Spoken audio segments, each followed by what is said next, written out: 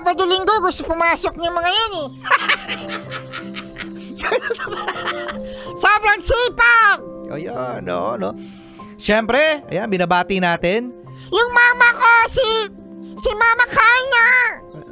Mama Carna Kels, hello sa'yo.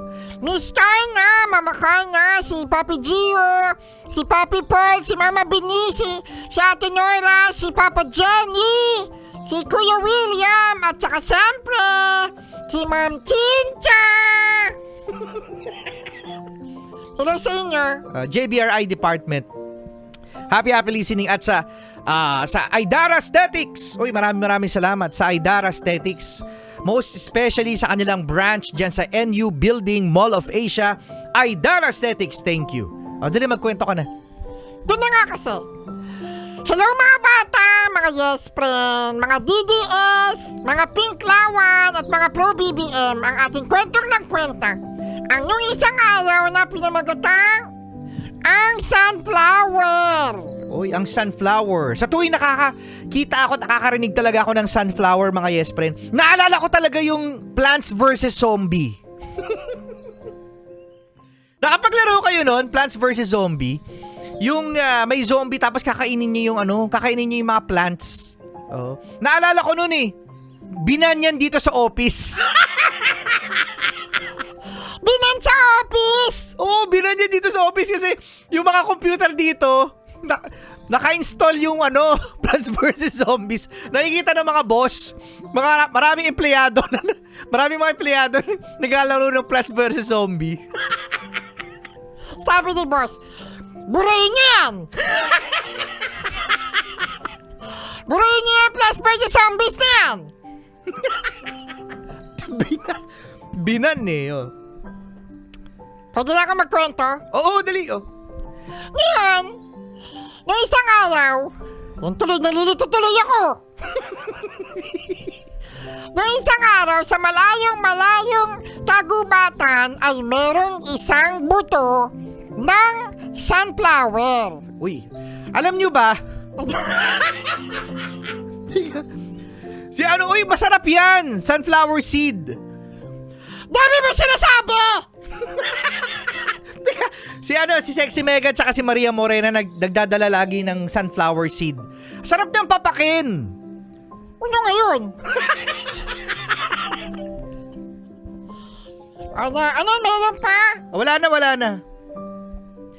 Ngayon, itong buto ng sunflower ay nasa lupa. At ang sabi niya, Yahey! Tutubo na ako! Pero, merong isang kontrabida. Ako, may kontrabida talaga sa lahat ng bagay, sa lahat ng kwento. Merong isang bato.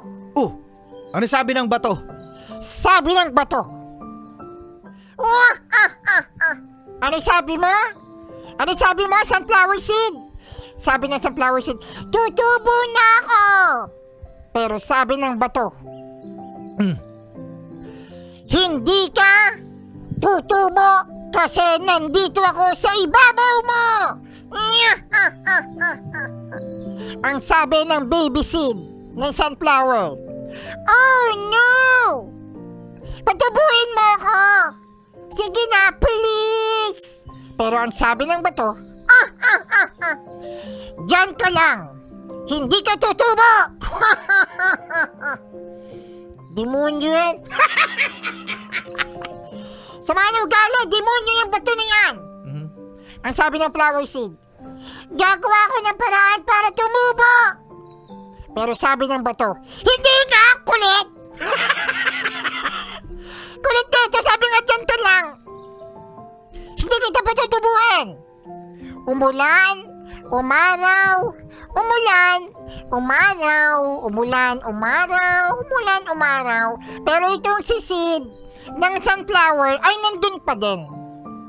Pero alam nyo mga bata, sa panahon kung saan ay nasa ilalim ng lupa at nasa ibabaw itong si bato, unti-unting tumubo itong sisid ng sunflower. Ano nangyari kay bato? Si bato ay nagtatago pa din. Sinabing nahuli na, pero hindi. Ibang bato yan. Ay, iba pala yun. Iba pala yun.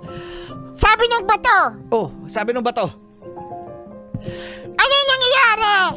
Ang sabi ng sunflower seed, kahit anong gawin mo, tutubo pa talaga ako dyan. Kaya naman naangat si bato. Uy, naangat si bato. Naangat si bato at sabi ni sunflower, isa na akong halaman, isa na akong bulaklak. Ayun. No? Kaya naman mga bata, tandaan nyo na kapag gusto, may paraan.